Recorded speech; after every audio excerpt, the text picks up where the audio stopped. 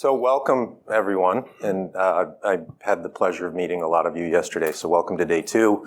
I want to spend a little bit of time, one, talking about SBI, and not, put a pin on a map on everywhere we have people or anything like that. I want to talk about the things that we feel are more important, which is around our culture, and so how we interact with you, and some of you have had experience with SBI.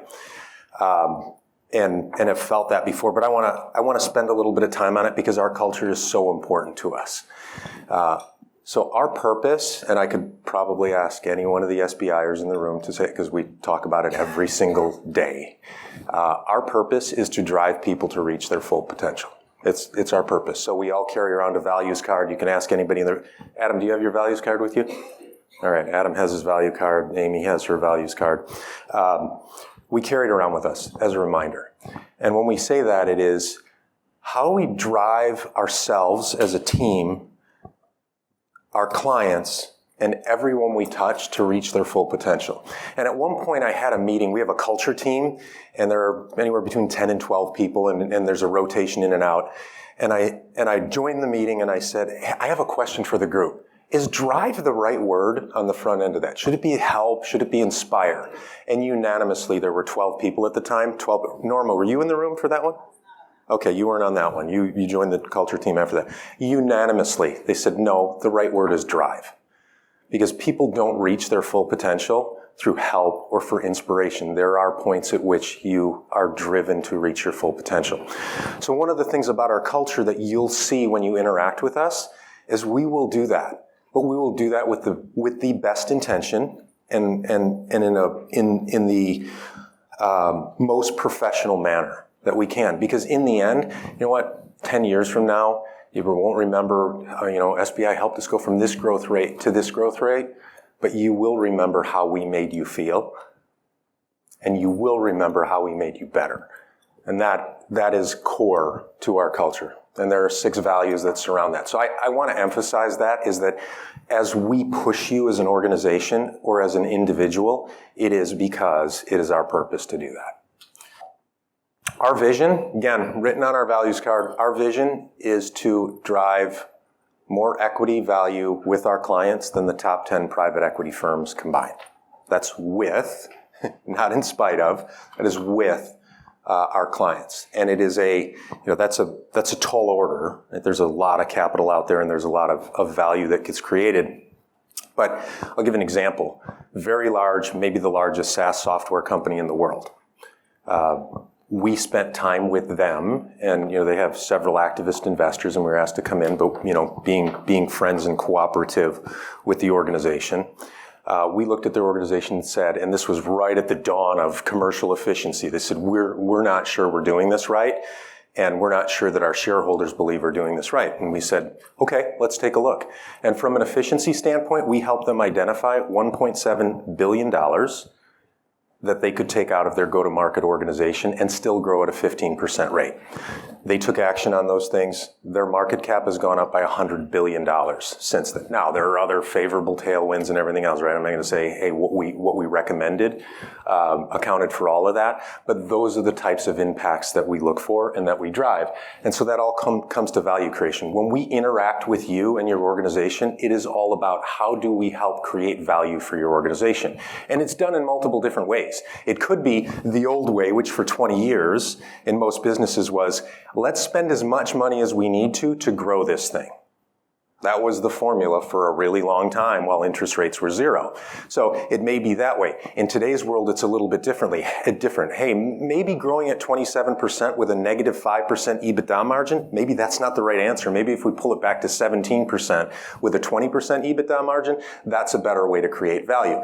And when we look at creation of value, this is the I spent 8 years in private equity. So, as an introduction, I carried a bag. I grew up. I ran, I was a CRO, ran sales and marketing organizations in high growth companies, and then started my own consulting firm for a little while. And then I went into private equity for 8 years and I lost my soul a little bit. I got it back and I came back out. So I'd probably done my career in the wrong order. I always felt like when I was in private equity, there had to be more than just like, am I making rich people richer? Like that, there had to be more. So I dug into what, in general, how private equity works. And in private equity, who are most of the investors? Does anybody know who most of the investors in private equity funds are? Say it. Institutional investors, which are, Dennis? Pension funds, retirement funds, charitable trust funds, and endowments. That is the vast majority. So the way I look at it is every day, if you're a private equity-backed company, and actually even if you're a publicly traded company, most of the shares are held by institutional shareholders, and a lot of them are still owned by the private equity firms that originally bought it and then took it public. The way we look at it is there's somebody who has delivered mail for 30 years, and they have money invested somewhere in a retirement account that is attached to our clients. And so as we create value, we create an opportunity for somebody to take their children to Disney or their grandchildren to Disney World for the first time because we made an impact on their retirement account. We made an impact through growth and driving value for someone who is a teen who has no other option, and without the Hershey Trust Foundation, they won't have hope in their life. So we did that. The retirement accounts for someone who was a university professor for years, right? How do we make their retirement enjoyable? So that's the way we think about value creation. Yes, there's sovereign wealth funds. There are some, offices. So there are some cases where you make rich people richer. But when we think about value creation, we think about value creation and how it impacts people we pass by on the street every single day. They don't know what we did for them, and it's okay. But we know we created that value for the world, right? Does that make sense, right? I couldn't go through 8 years of private equity without a deeper meaning. And now at SBI, we have a chance to impact that even more, right? So when we say create more value with our clients than the top 10 private equity firms combined, think of the lives that we're changing. Market shift, right? By the way, you see this compass theme, and this is anybody who hasn't seen our value creation compass, that's part of our flagship IP. The compass broke. The compass broke probably, I will guess, and Scott Brewer and I have this etched in our memory, I would say July 5th, 2022. Interest rates started to go up, and it was a fundamental change. And it reminded me, so I watched this show. Sometimes I like to watch, geeky educational television, but anybody see that it's on Netflix? It's narrated by Morgan Freeman. It's called Life on Our Planet. Really good. Really well done. The first episode is called The Rules of Life. So I'm watching this and I'm listening to the rules of life, and I'm going to read them. And the 3 rules of life are this. 1, the best adapted will always win through. Number 2, competition drives evolution. And number 3, which applies to mid-year 2022, rapid and constant change causes chaos. So you could take those rules of life and how life evolves, and you can apply it to business and what happened. In mid-2022, when interest rates went up after for 2 decades being effectively zero, everything changed. I had conversations, I remember specifically one of the conversations, right? There were a lot of them that happened at the time, like, hey, everything's changing. And one of them was the CRO of a $1 billion PE-backed company. And he looked at me through the Zoom screen and he said, Mike, for years it has been all about ARR growth, and now they're saying it's about EBITDA, and I literally have no idea where to start. I don't know how to shift the organization. It was invest for growth, invest for growth, invest for growth. And he said, now when I have to take a hard look at it, I've got customers that have a 3-year payback period and an average life of 1.9 years. I don't know what to do. And I said, you know what? Unfortunately, there's not a calculator on the planet that's going to solve that problem. And so we're all in the same boat. So in this chaos that was created, one of the things that I learned yesterday is that we all have the same challenges right now. So we're all still figuring this out. This hasn't settled itself out. It's like, okay, things changed in 2022. We've got it all figured out a year and a half or 2 years later. we're still figuring out how we're going to adjust to this new world. And so this market shift has driven, this is the constant and rapid change. This is kind of like the dinosaurs had stability for tens of millions of years. Suddenly, in a second, an asteroid hit the planet and everything changed. And so, we're still in the midst of change, and it's one of these things where we probably need to get used to it because it's going to be like this for a little while. So, market shift has driven us all to have to think a little bit differently about growth. Last week on CNBC, Orlando Bravo, who's the founder of Thoma Bravo, very, very large private equity firm, he was on CNBC and he said, PE is frozen right now. Those were his exact words. The reason it's frozen is that the invest for growth that worked for decades, they can't do it anymore. Because in some cases, I looked at, so we've got debt on our business, but it's a responsible level of debt.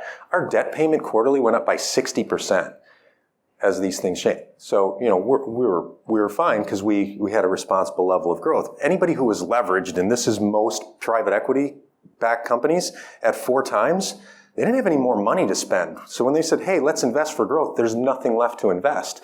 So now the formula had to change. And so then, B2B slowed down and B2B purchases slowed down. Now the companies aren't growing. And so now you've got a situation right now in this market shift where it used to be private equity bought a company 3 years later, 3 to 4 years later, they'd sell it. Right now, almost 50% of companies that are backed by PE have been in the portfolio for 5 years or more. That's unheard of over the last couple of decades.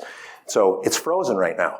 And we all have to deal with this. And I'm sure any of you who have private equity investors, those private equity investors are going, how do we find some short-term opportunities to grow and have it be sustainable so that we can exit and have a liquidity event for everybody? So this is all, again, things I think that all of you are hearing and you're facing, right? Growth is really hard.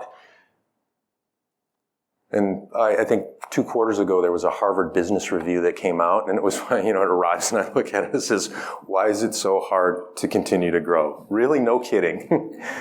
It is the hardest thing for a company to do, is to grow. So that is market shift. What have we done about it, and how are we thinking about this? I'm not, in back reading these small words, not going to be, this is the flagship piece. So this is where it all starts. Like, what's the way or the role that growth plays in driving value for your organization? And then from there it drops down, so that's your strategy. What operating model do we put underneath that to support that?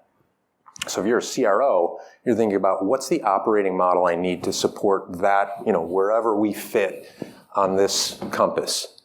And then what everybody realized, and what we realized is why we made an acquisition and we've invested in talent, is you can take the best strategy and the best operating model in the world, and if you wrap the wrong talent around it, you will not get the results that you want. And so having the right go-to-market talent that is aligned with that operating model is critical. And then the last piece we said is, I hear this all the time from in private equity. I was telling a story yesterday in the PE CEO breakout. I was with someone from a very large private equity firm in Boston. You can narrow it down to like 5 at that point. He said, well, none of our CROs are data-driven. And I said, think about the data that they're dealing with right now. So as a private equity firm, you make an acquisition and then you make 3 more add-ons. So if 3 instances of Salesforce.com is good, is 4 better? And so getting this data right so that CROs and revenue leaders are in a position to make the right decisions on shifting the operating model, and what do I need to do with talent, and do I have the right talent, and where's the productivity coming from that talent? That's critical. And so we said, we need to also be able to help companies with how do we get that straight so that we can make good decisions and be data-driven in what we're doing. So we will, over over yesterday and today, I think we've spent time on all of these topics, but this is SBI in kind of one sort of crowded slide with lots of words on it. I appreciate everybody's support, appreciate everybody being here.